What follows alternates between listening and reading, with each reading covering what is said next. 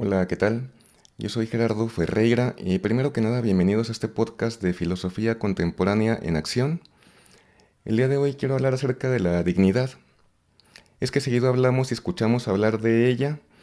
pero no nos queda muy claro qué es ni en qué consiste, entonces sobre eso hablaré el día de hoy. En esta ocasión quiero hablar acerca de qué es la dignidad. A menudo escuchamos que la dignidad es lo que nos hace sujetos de valor, pero en la vida cotidiana, sumergida entre los discursos ideológicos de todo tipo, es común que lleguemos a escuchar que nuestro valor se funda en el simple hecho de estar vivos, o mejor dicho, en el hecho de sobrevivir, en que podemos comer, dormir e ir al baño, simplemente porque quienes piensan así asumen que la vida es un don divino, y para ello somos parte de un plan superior, quizá porque bajo su comprensión, a veces no aceptada explícitamente, pero sí de manera implícita. Según ellos somos hijos de Dios y su plan maestro se desarrolla en nosotros, lo cual plantea un problema serio, porque una determinación así de la dignidad como fundamento de nuestro valor no solo reduce nuestra vida a sus aspectos meramente materiales y constatables empíricamente, sino que coloca su valor supremo en una entidad metafísica más allá de nosotros. El problema que plantea en tener la dignidad bajo una comprensión divina es que la existencia o la inexistencia de Dios o de alguna otra entidad metafísica de la que hagamos depender nuestra valía comprometería muy seriamente nuestra propia dignidad como fuente de valor, porque en ese caso nuestra dignidad estaría realmente fuera de nosotros y nuestra vida por sí misma no valdría nada sin algo más allá de ella que le done su valor externamente. Y ese es el riesgo que tiene depositar la dignidad en supuestos metafísicos heredados de la Edad Media. Pero hoy en día, en el ateísmo se abre otro problema también grande, porque quienes pretenden negar a Dios, muchas veces no solo no lo niegan, sino que tan solo desplazan su divinidad hacia otras muchas cosas empobrecidas por la vida meramente material y finita, que supuestamente nos determinarían externamente según el ateo. Cosas tales como la economía, el reconocimiento ajeno, las pertenencias materiales y un sinfín de otras tantas cosas empobrecidas. Y llamo empobrecido a todo aquello que porta el sello de la finitud y la vida reducida a sus aspectos meramente materiales, porque todavía la figura de Dios planteaba la posibilidad de concebir un valor infinito en las cosas que dependían de una entidad infinita, como Dios. En cambio, cuando desplazamos la figura de Dios a cualquier entidad finita, también empobrecemos la vida siempre que hacemos depender su valor de todo aquello que porta el sello de la finitud, que es también el sello de la existencia meramente material. Ya sea que se trate, como dije anteriormente, de la economía, las pertenencias materiales, el reconocimiento ajeno o incluso cuando sujetamos su valor a la racionalidad empírica del pensamiento, que es el pensamiento que solo cree en lo que puede ver. El pensamiento reducido únicamente a su capacidad para conocer las cosas de las que puede ser un testigo empírico, es decir, un pensamiento finito y de la finitud, propuesto por la modernidad y la posmodernidad. El pensamiento moderno y posmoderno es un pensamiento apto apenas para experimentar este mundo finito y vivir en él bajo las determinaciones y los valores que plantea la vida reducida a sus aspectos materiales. Pero ese también es un pensamiento que se cree incapaz de plantear otro mundo distinto a este que parece determinarnos por todos lados. Porque para un pensamiento que solo cree en lo que ve en sus ojos, solo puede creer en este mundo tal como lo conocemos. Y en cambio, como la libertad y los valores universales no son algo que podamos ver, quizá para él tampoco son algo que existe. Más aún, para quienes se determinan por un pensamiento de esa naturaleza, solo existe lo que nos determina, quizá porque en el fondo siguen anhelando la libertad que se despliega bajo el signo de libre albedrío, que planteaba la vida eterna, que es la capacidad de obrar sin nada que restrinja nuestra voluntad, sin nada que nos determine, como harían las normas sociales, las influencias psicológicas o los límites impuestos por nuestra naturaleza biológica y nuestro entorno. Y como el ateo solo cree en lo que puede ver, solo cree en lo que nos determina, y es en esas cosas donde encuentra su dignidad, porque para él la dignidad en el último de los casos también sería una cosa empírica, medible y calculable. Entonces, entre más acumula, él se siente más libre, porque piensa que las cosas que puede tener le dan el permiso de obrar cada vez más sin menos restricciones. Eso habla de que él aún quiere creer en Dios, solo que su fe y su esperanza ateas están depositadas en las cosas. No obstante, la cantidad de cosas que pueda llegar a tener bajo su posesión, sin importar cuántas sean, siempre serán insuficientes ante la infinitud de cosas que nunca podrá tener para poder llegar a saberse libre y pleno alguna vez. Porque las cosas que hay en el universo y que nunca tendrá son infinitamente mayores que las cosas que sí puede tener. Y por eso su vida siempre la asumirá vacía, en un mundo donde él siempre será por su decisión un esclavo de las cosas y de las determinaciones de su naturaleza biológica y los entornos sociales. Porque antes ya decidió depositar su dignidad en aquellas cosas en las que previamente ya había desplazado la esencia divina de Dios y el libre albedrío que prometían las cosas materiales según su religión atea, su religión de nada, que es una religión vacía y vaciada de cualquier valor infinito. Entonces el ateísmo, bajo las determinaciones de la modernidad y la posmodernidad,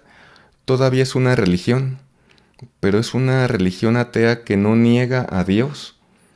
sino solo niega los valores universales e infinitos que se abren en esta vida, sin proponer nada a cambio que logre sustituirlos. No obstante, aunque en la modernidad Kant no negaba la posibilidad de llegar racionalmente a ciertos valores universales,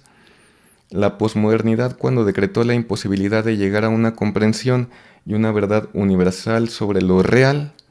no solo negó la existencia de una verdad y una realidad plena e independiente de nuestra comprensión subjetiva, sino también negó los valores universales, porque no solo puso la realidad en la perspectiva del sujeto, sino también todo valor. Con eso lo que hizo fue que cuando heredó el carácter antropocéntrico de la modernidad, la posmodernidad lo radicalizó al hacer depender de cada sujeto la realidad y el valor. Y de ahí que el antropocentrismo heredado por la racionalidad moderna, que además podemos entenderlo como un narcisismo antropológico, tan solo se multiplicó en la posmodernidad y atentó contra los valores universales, porque en un entorno donde todo vale, nada vale realmente, porque se elimina la escala de valores. Desde que eso ocurrió, pareciera que también se han multiplicado los casos de narcisismo por todos lados, toda vez que se estableció la interpretación de cada sujeto como fuente de valor y verdad, en un mundo que solo cree en lo que puede ver, medir y calcular. A todo pensamiento que quiera hacernos creer que el mundo es lo que se constituye bajo nuestra mirada, o que nuestra conciencia es constituida por el mundo,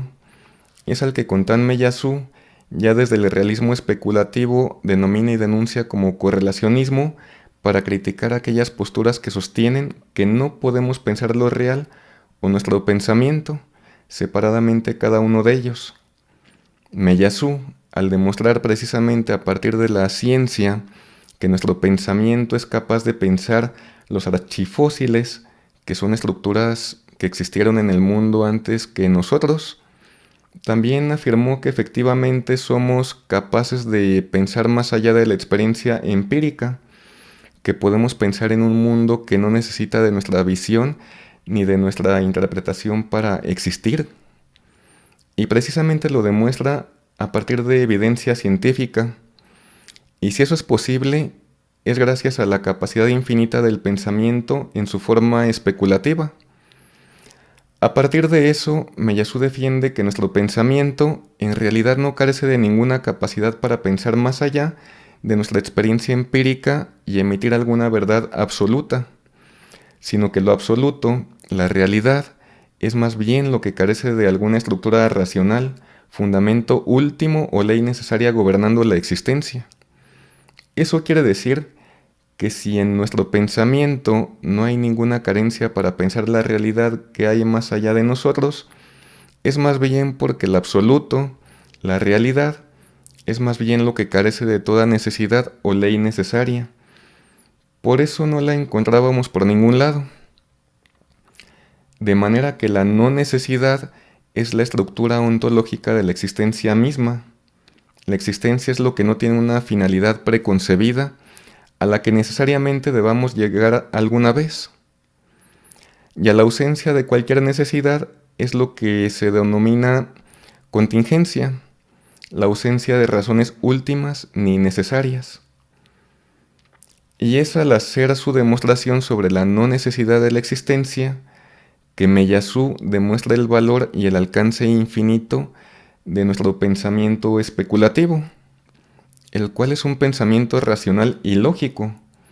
con la capacidad de pensar más allá de los límites de cualquier experiencia posible y con la capacidad de imaginar en cualquier momento mundos inimaginados e impredecibles. Y es gracias a nuestra capacidad pensante que no solo podemos imaginarlos, sino también podemos llegar a amarlos.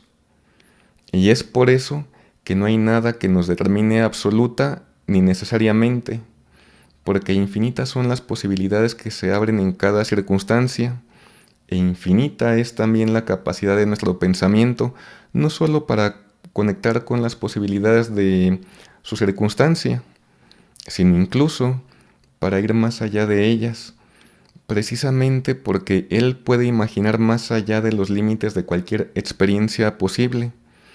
Y como el pensamiento es una estructura contingente, en cuanto es algo que tiene un lugar en la existencia, Él tiene la capacidad para replantearse de infinitas maneras y hacer nacer lo nuevo de maneras imprevistas e impredecibles, sin importar sus circunstancias concretas. Es más,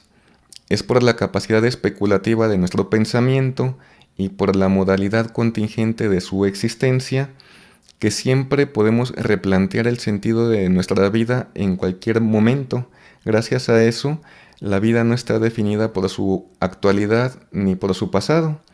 sin importar cuál sea, porque las posibilidades que se despliegan hacia el horizonte siempre son mayores que cualquier cosa que pretenda determinarnos. Entonces, entendida a partir del realismo especulativo, la dignidad como fuente de valor consiste en la capacidad infinita que tiene el pensamiento en su forma especulativa para rebasar los límites de cualquier experiencia y replantearse sin importar las condiciones actuales de su existencia, ni las de su pasado. Y ya que el pensamiento es una capacidad infinita, es también nuestra fuente infinita de dignidad, porque infinita es la capacidad que tenemos para replantear nuestra vida sin importar las causas que determinen nuestro punto de partida, pero no el sentido de nuestra existencia. Como vemos hasta aquí, la dignidad también es una dimensión y una manera de entender la libertad como nuestra fuente infinita de valor y autonomía. Es más, si alguna vez queremos aspirar a superar de raíz el pensamiento ideológico, el cual es todo pensamiento fundamentalista y por ende hasta metafísico, en el sentido de que es un pensamiento que gusta plantear todo tipo de fundamentos y determinaciones insuperables, lo que debemos hacer para superarlo es oponerle un pensamiento realista, un pensamiento capaz de pensar lo real en sí, más allá de nuestras interpretaciones y más allá de cualquier idea fundamentalista que quiera determinar la existencia externamente. Y bueno, hasta aquí dejaré la charla del día de hoy. Antes de despedirme, les agradezco a quienes llegaron hasta esta parte del video y si les gustó este episodio, les invito a que me regalen un me gusta, se suscriban al canal y compartan el link de este video en sus redes sociales o grupos de WhatsApp. Como ya saben, eso me ayudaría bastante para mejorar en los próximos videos y continuar desarrollando más contenido como este. Y bueno, nos saludamos en la próxima ocasión. Muchas gracias.